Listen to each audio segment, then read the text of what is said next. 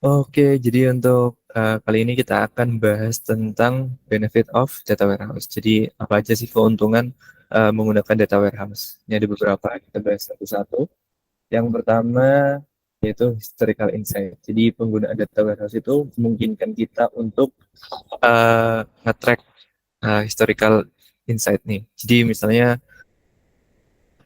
user nih dari waktu ke waktu gitu bisa dimungkinkan dengan penggunaan data warehouse ini, atau mau cari tahu uh, company revenue nih dari tahun ke tahun mau di track gitu, bisa juga dengan penggunaan data warehouse ini. Kemudian yang kedua ada quality of data and lineage. Jadi yang kita tahu kan uh, data warehouse tuh biasanya punya beberapa source, diantaranya ada OLTP atau database yang nempel sama production.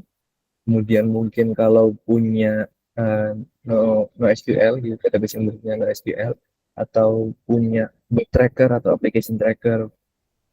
Kemudian mungkin punya juga sensor, punya beberapa sensor, itu bisa di-dump semua datanya dari beberapa sources nih ke data warehouse gitu.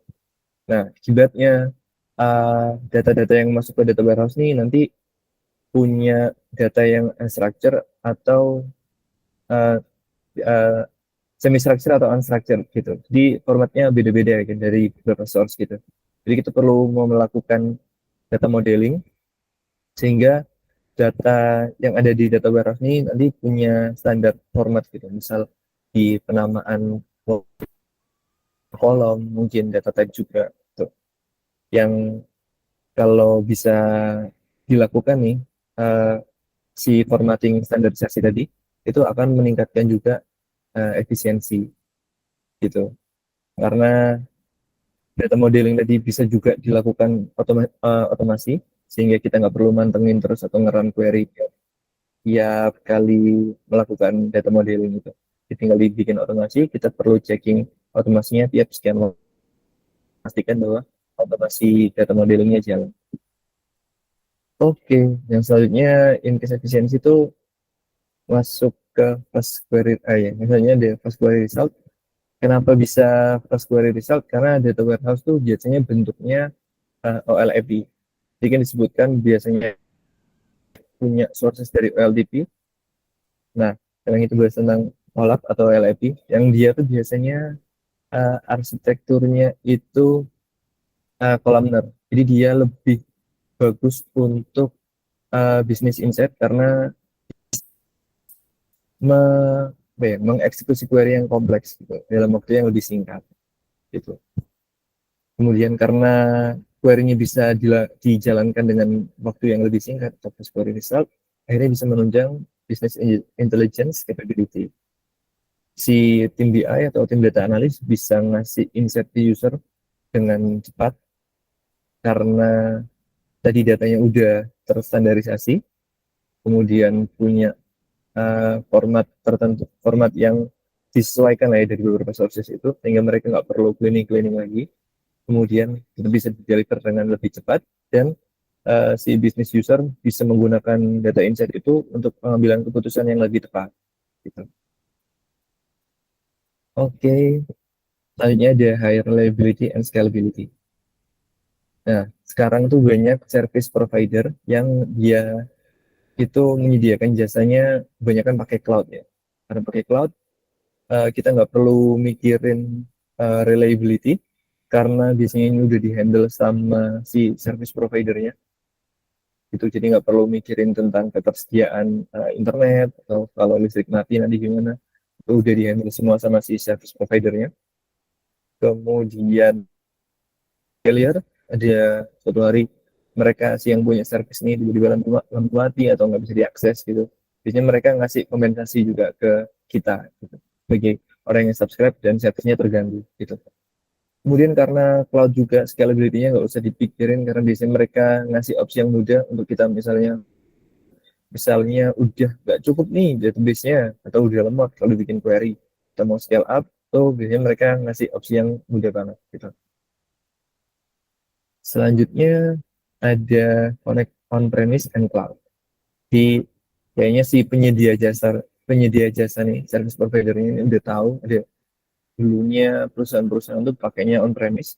Nah, kita punya PC sendiri gitu di kantor. Artinya dulunya seperti kemudian mau pindah ke cloud itu mereka bikin feature memfasilitasi company-company atau orang yang mau pindah dari on-premise ke cloud atau mau pakai hybrid gitu, dulunya pakai gitu. Mereka memfasilitasi hal tersebut dengan mudah. Kemudian selanjutnya poin 8 security. Service providernya juga udah mikirin data security. Jadi mereka pasti punya orang-orang yang ahli di bidang data security, kemudian jadinya bisa mengamankan data-data orang atau company yang subscribe ke si service provider ini. Gitu. Jadi nggak usah kita biasanya kita nggak perlu mikirin lagi gimana datanya diamankan gitu karena itu udah jobnya si service provider gitu.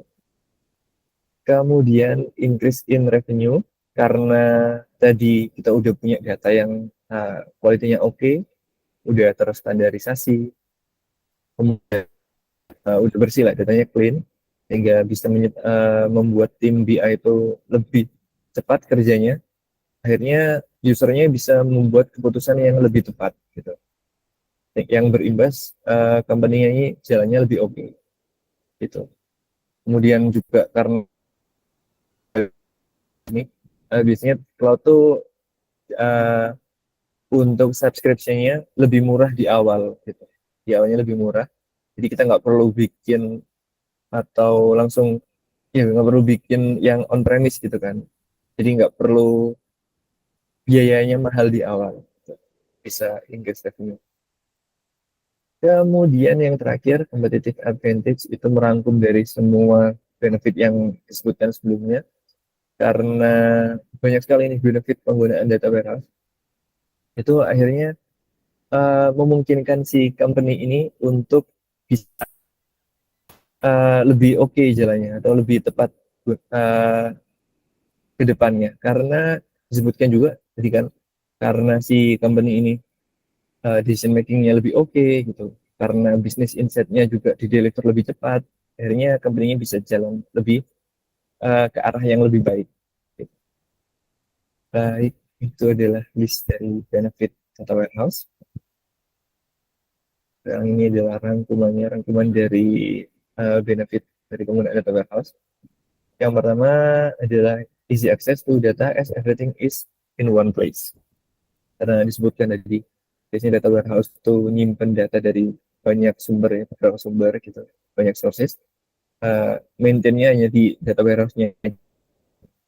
Kemudian instant access to data from multiple sources. Ya, seperti disebutkan tadi, sourcesnya banyak, terus jadi pengawasannya tinggal di data warehouse-nya aja. Kemudian ad hoc analysis are much easier to query. Easier to query.